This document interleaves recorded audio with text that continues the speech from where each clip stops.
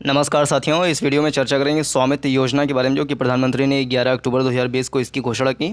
क्योंकि 11 अक्टूबर को लोकनायक जयप्रकाश नारायण और नानाजी देशमुख की जयंती के अवसर पर प्रधानमंत्री नरेंद्र मोदी ने गांव के लोगों को उनकी आवासीय ज़मीन का मालिकाना हक देने वाली स्वामित्व योजना शुरू कर एक ऐसे ज़रूरी काम का श्री गणेश किया जिसे कायदे से आज़ादी के बाद ही हाथ में लिया जाना चाहिए था।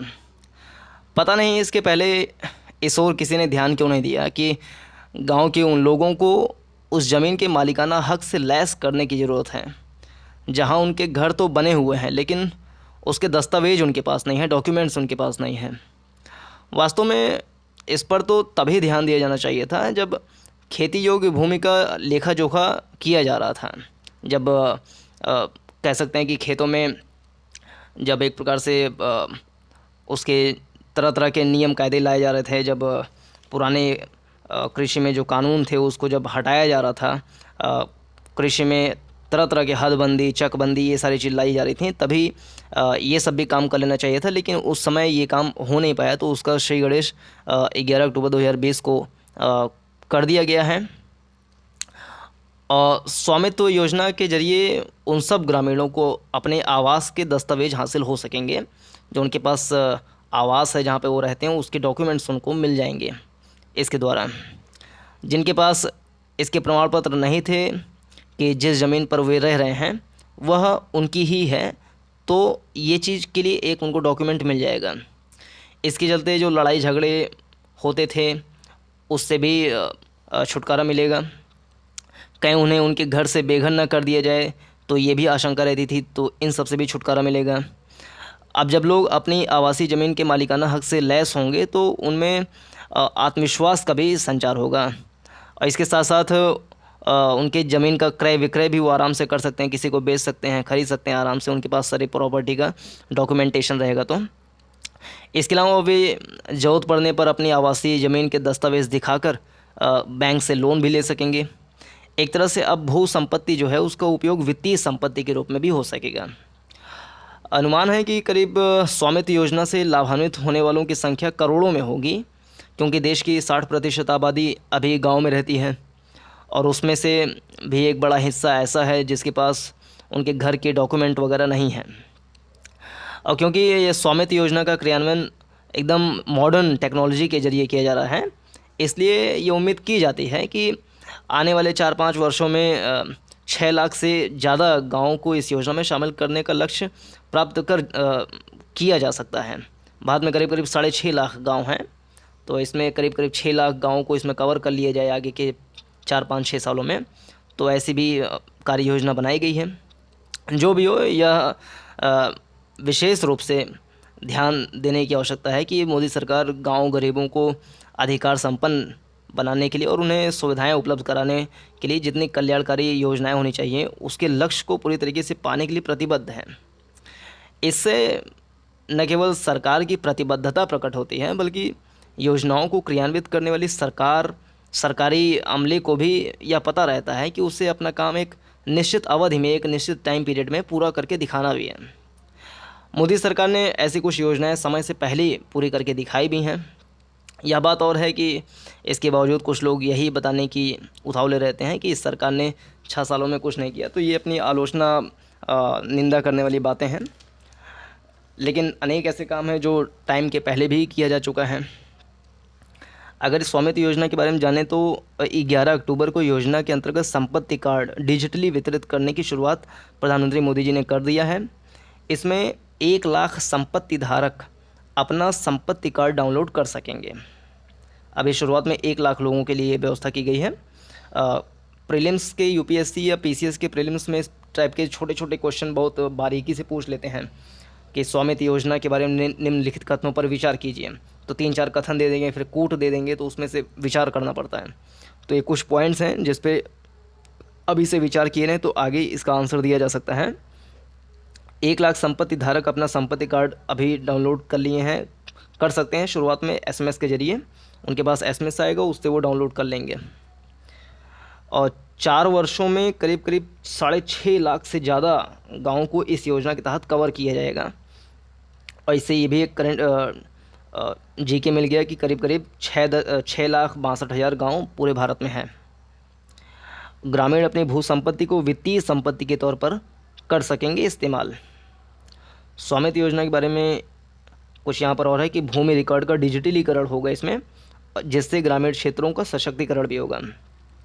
2020-21 के दौरान ड्रोन का उपयोग कर हरियाणा, उत्तराखंड, इसमें 6 राज्य हैं, हरियाणा, उत्तराखंड, उत्तर प्रदेश, मध्य प्रदेश, महाराष्ट्र और कर्नाटक के लगभग 1 लाख गाँव में संपत्ति के रिकॉर्ड का सर्वेक्षण किया गया है और 6 राज्यों के 763 गाँव के लगभग 1 लाख संपत्ति के मालिकों को अपनी संपत्ति का कार्ड मिल जाएगा।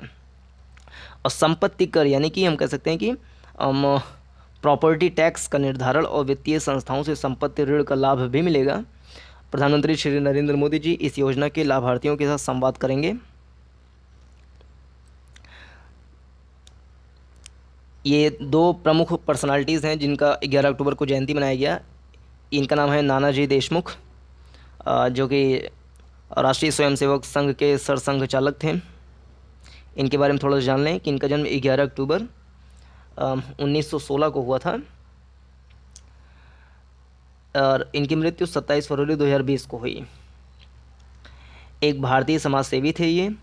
वे पूर्व में भारतीय जनसंघ के नेता थे और 1977 में जब जनता पार्टी की सरकार बनी तो उन्हें मोरारजी मंत्रिमंडल में शामिल किया गया, लेकिन उन्होंने यह कहकर कि 60 वर्ष से अधिक आयु के लोग सरकार से बाहर रहकर समाज सेवा का कार्य करें, मंत्री पद ठुकरा दिया। वे जीवन पर्यंत दीनदयाल शोध संस्थान के अंतर्गत चलने वाले विविध प्रकल्पों के विस्तार हेतु कार्य करते रहे। अटल बिहारी वाजपेयी सरकार ने उन्हें राज्यसभा का सदस्य मनोनीत किया। अटल जी के कार्यकाल में ही भारत सरकार ने उन्हें शिक्षा, स्वास्थ्य व ग्रामीण स्वावलंबन के क्षेत्र में अनुकरणीय योगदान के लिए पद्म विभूषण भी प्रदान किया और 2019 में उन्हें भारत रत्न से भी सम्मानित किया गया। तो ये नानाजी देशमुख के बारे में इंपॉर्टेंट पॉइंट्स हैं जो कि परीक्षा में पूछ भी सकते हैं। ये नानाजी देशमुख हैं। और जयप्रकाश नारायण का भी जन्म 11 अक्टूबर को हुआ था। तो 11 अक्टूबर 1902 को जयप्रकाश नारायण का जन्म हुआ और 8 अक्टूबर 1979 को उनका देहावसान हो गया। संक्षेप में इनको जेपी भी कहते हैं। जेपी आंदोलन चला था इंदिरा गांधी के ज़माने में। ये भारतीय स्वतंत्रता सेनानी और राजनेता थे। उन्हें 1970 में इंदिरा गांधी के विरुद्ध विपक्ष का नेतृत्व करने के लिए जाना जाता है। इंदिरा गांधी को पदच्युत करने के लिए उन्होंने संपूर्ण क्रांति नामक आंदोलन चलाया था। संपूर्ण क्रांति किसने चलाया था? तो जयप्रकाश नारायण ने चलाया था। वे समाज सेवक थे जिन्हें लोकनायक के नाम से भी जाना जाता था। तो लोकनायक जयप्रकाश नारायण इनको बोलते हैं। 1999 में उन्हें मरणोपरांत भारत रत्न से सम्मानित किया गया। उनकी मृत्यु 1979 में हो गई थी, लेकिन 20 साल बाद उनको भारत रत्न प्रदान किया गया। इसके अतिरिक्त उन्हें समाज सेवा के लिए 1965 में मैग्सेसे पुरस्कार प्रदान किया गया। पटना के हवाई अड्डे का नाम उनके नाम पर रखा गया है, यानी कि जयप्रकाश नारायण हवाई अड्डा। और दिल्ली सरकार का सबसे बड़ा अस्पताल जो है उसका भी नाम है इन्हीं के नाम पे, लोकनायक जयप्रकाश अस्पताल। ये लोकनायक जयप्रकाश नारायण जी हैं। इसमें एक बार फिर से फटाफट रिवीजन कर लें कि ग्रामीणों के संपत्ति के अधिकार को नई ऊंचाई देते हुए प्रधानमंत्री नरेंद्र मोदी ने रविवार को यानी कि 11 अक्टूबर को 1 लाख परिवारों को स्वामित्व योजना के तहत संपत्ति कार्ड दिए। अगले 3 से 4 वर्षों में हर ग्रामीण परिवार को संपत्ति कार्ड मिल जाएगा। इसके आधार पर वे बैंकों से लोन भी ले सकेंगे। 6 राज्यों के 763 गाँवों से हुई इस शुरुआत को ऐतिहासिक बताते हुए प्रधानमंत्री ने इसे आत्मनिर्भर ग्रामीण भारत की दिशा में बड़ा कदम बताया। और आत्मनिर्भर ग्रामीण भारत की जो संकल्पना है, इन्होंने 24 अप्रैल को जब पंचायती राज दिवस मनाया गया तो सबसे पहले आत्मनिर्भर भारत के बारे में इन्होंने बात की थी, आत्मनिर्भर ग्रामीण भारत के बारे में बात की थी। फिर मई में आत्मनिर्भर भारत अभियान की घोषणा भी कर दिए थे। तो उससे रिलेटेड ये एक बड़ा कदम है।